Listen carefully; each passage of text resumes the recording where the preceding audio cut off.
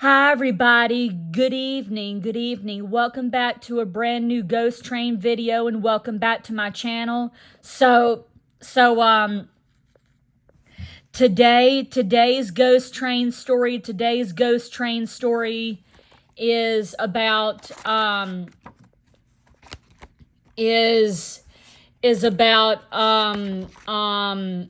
something very haunting, and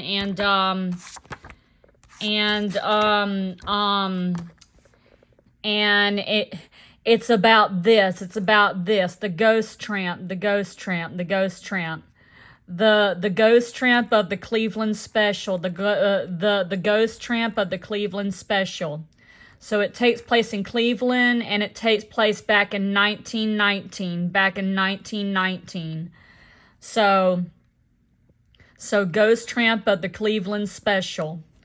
In 1919, a hobo named Lance stood by the tracks in Cleveland, Ohio, waiting to hop the 11:15 p.m. Cleveland Special back to his hometown of Raltsburg, West Virginia. After a few minutes, he looked around and spotted an older hobo squatting by the tracks.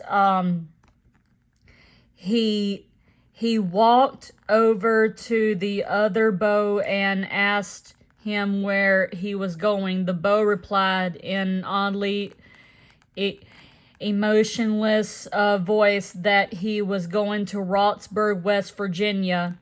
Lance was delighted to find a traveling partner and said so. The other hobo simply said, "You aren't going to be on the 11:15. Lance argued, but the other beau just sat there saying, "No, you won't be on the 11:15. The old beau never even looked at Lance. When the 11:15 whistled in the distance, the old hobo stood up with his back to Lance and got ready to hop the train. Lance stood up too without turning. The old hobo said that train will cause your death." Lance stared at the man and noticed that his red and green plaid shirt was soaked with blood. He looked away, and next thing he knew, the other man leaned right over and yelled in his ear, You aren't going on this train, mister." Turning quickly, Lance looked the stranger full in the face for the first time. What he knew was horrible. The man's face was deeply scratched, bloody, and apparently crushed. Lance grabbed at the creature, but his hands went right through the bloody wrecked plaid shirt. Lance screamed and fainted. When Lance awoke, the bloody hobo was gone. He hopped the train the next out and made it to Raltsburg okay. He noticed a communication around the depot when he got in. "What's going on?" he asked the depot manager. A hobo tried to jump off the Cleveland Special and got cut to bits. All that's left of him is pieces wrapped in a plaid shirt. Lance felt sick to his stomach. "Red and green plaid shirt?" he asked softly. The janitor stared at him. "How in the hell did you know?" he asked. So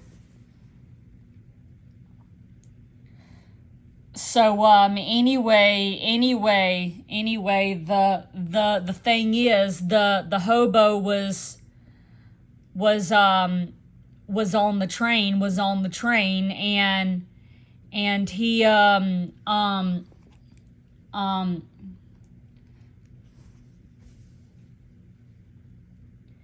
and he was soaking red blood and everything and stuff like that, um that that was when that that was when he started turning and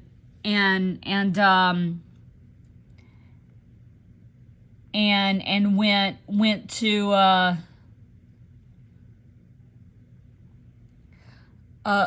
hobo named Lance by the track was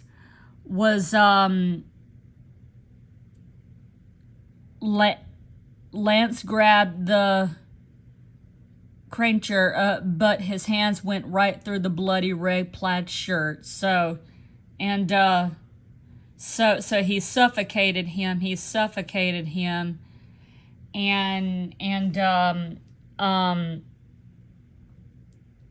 And so so now I'm going to show you guys an example from I hope you guys enjoyed that story. Now I'm going to show you guys an example from haunted hotels. And you will see of how ghost trains should look like on the Travel Channel. A haunted hotel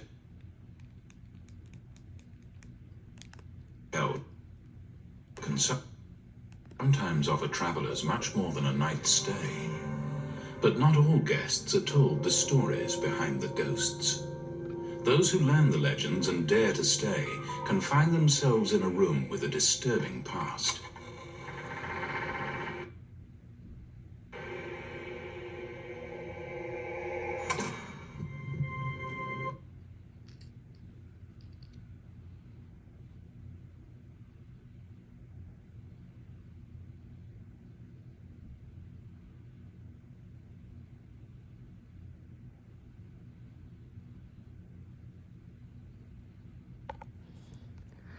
What's going on with it?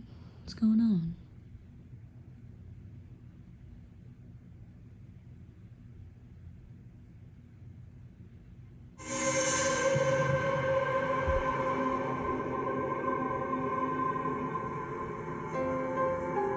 Any building can have its share of ghost stories, but it seems that things go bump in the night louder and more often in hotels. Sometimes a hotel's haunted reputation can be traced back to violence long ago. People commit suicide, violent acts take place in hotel rooms. These are the reasons I think hotels are especially haunted. And some believe the older the hotel, the more it is visited by guests from beyond.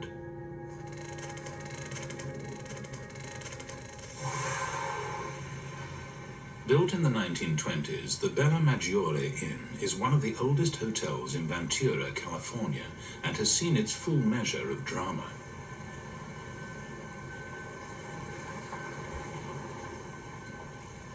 But one particular room, Room 17, seems to harbor more than its share of legends. Room 17 is a beautiful room. In fact, if it wasn't for the ghostly happenings reported over and over again, one might assume it's just another room in a fine bed and breakfast. Employees and guests say the echoes of the room's dark past still reverberate today. A variety of different things have happened in Room 17, and many of these events happen to people who don't know it's haunted. The first thing that many guests notice is the pervasive scent of roses. Those who linger may learn the story behind the scent, that something disturbing happened in room 17 to a young woman long ago.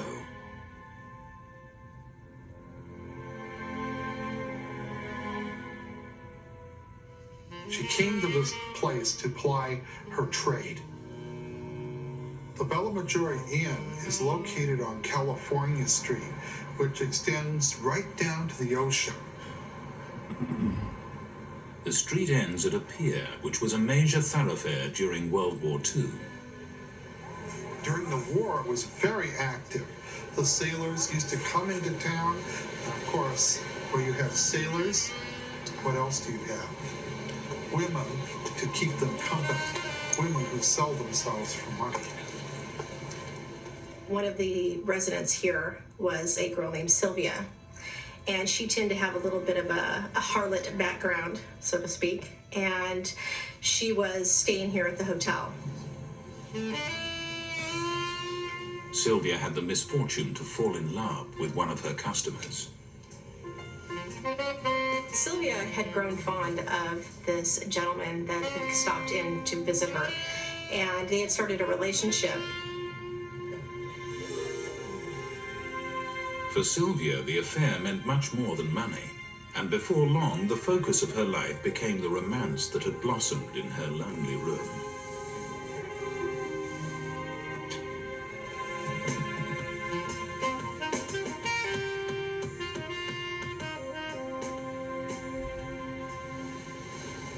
When at last the war ended, all the world rejoiced, except for Sylvia. Every day she would look for her sailor who had mysteriously vanished. She would walk down to the pier and stand there and just look out over all the crewmen that were coming in and out, hoping to catch a glance that her lost love would be there. And that's where the story begins. The serviceman had failed to tell her that he was married, and after the war, he notified her and told her that he was going back home to his wife, and she became very despondent. Sylvia's sorrow turned into despair when she realized that she was pregnant. She felt like she just couldn't continue, and so she went into room 17 and locked the door. It was several days before the hotel staff noticed Sylvia's absence and unlocked her door. As housekeeping entered the room, they looked around and they could not find her. They noticed the closet doors were open, and they walked over and found that she had hanged herself in the closet.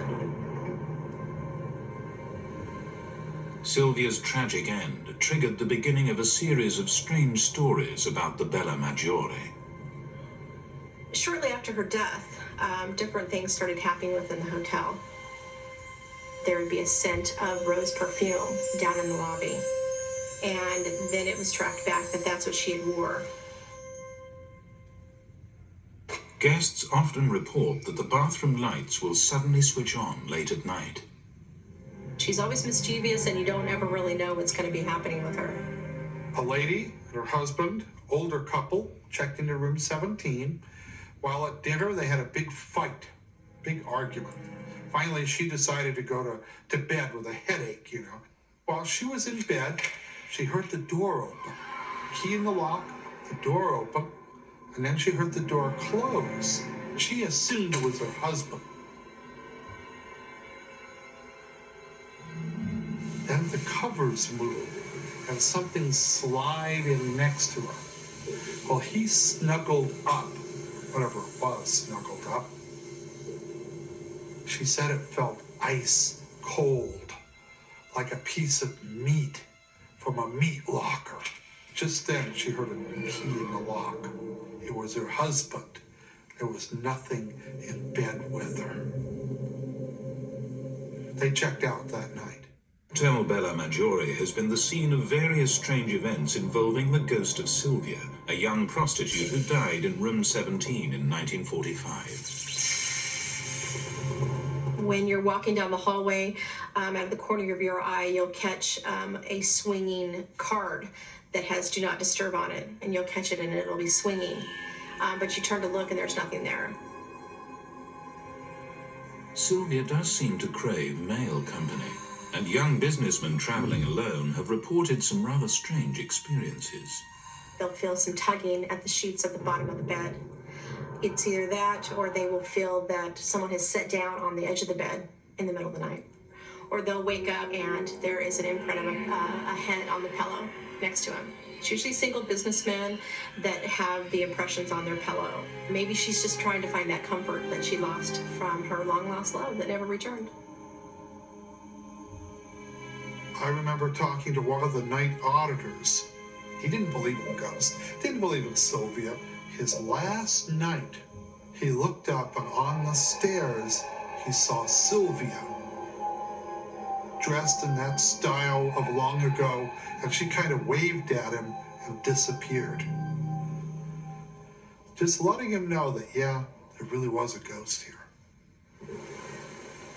In death as in life, Sylvia will sometimes leave the hotel and wander down to the water's edge to ease her loneliness. And according to local law, a misty figure is sometimes spotted still walking the old forgotten pier.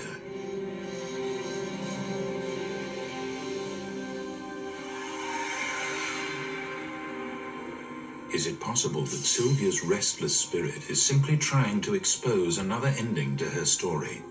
A story that ends not in suicide, but murder. Now, for years it was believed that she hung herself. That's what they say. But the tale of Sylvia's last moments may be even more gruesome. There was a sailor, a petty officer, a big man who came, and she invited him up to her room. And there they engaged in that activity for which he had paid. But then at the end, he strangled her to death. And then, fearful that he might be caught and perhaps face justice, he fixed her up so it looked as if she had hanged. Does unfinished business keep Sylvia at the Bella Maggiore? She's waiting for that sailor to come back. I don't know what she's going to do to him, but if I were a petty officer, I would avoid room 17. It's a great place, but I recommend that if you want a quiet night, maybe check into another room. The ghost seems to hold a special grudge against couples, particularly one couple who were on their honeymoon. And as soon as they got into the bedroom and got into bed, something turned the water on in the bathroom. The groom went in to investigate. They went in, turned the water off, got back into bed, and someone flushed the toilet. Okay, so I'm going to go ahead and stop there. Turn the shower off, got back into the bed, the shower started up. I'm going to go ahead and stop there. Did you see of how the stories went back in time, and did you see of how the stories went back in time, went back in time, and the apparitions and the spirits appeared on the screen? Did you see that? Well, that's what the Ghost Tramp of the Cleveland special has to do, okay? So that's what the Ghost Tramp of the Cleveland special has to do, okay? What happened in here, that's what the Ghost Tramp of the Cleveland special has to do, okay? So yeah. When you put it on the Travel Channel,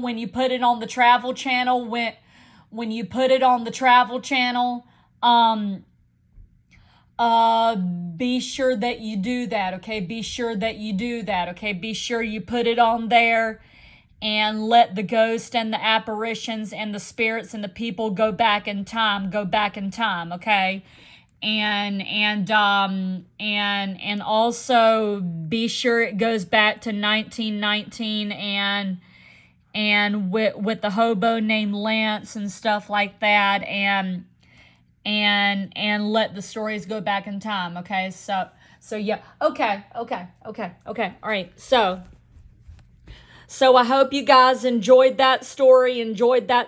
Give this video a thumbs up. Give it a thumbs up. Subscribe to my channel if you would like to, and ring the bell. And I will see you guys later for my next vlog and my next YouTube video, okay? Okay, bye everybody. Bye.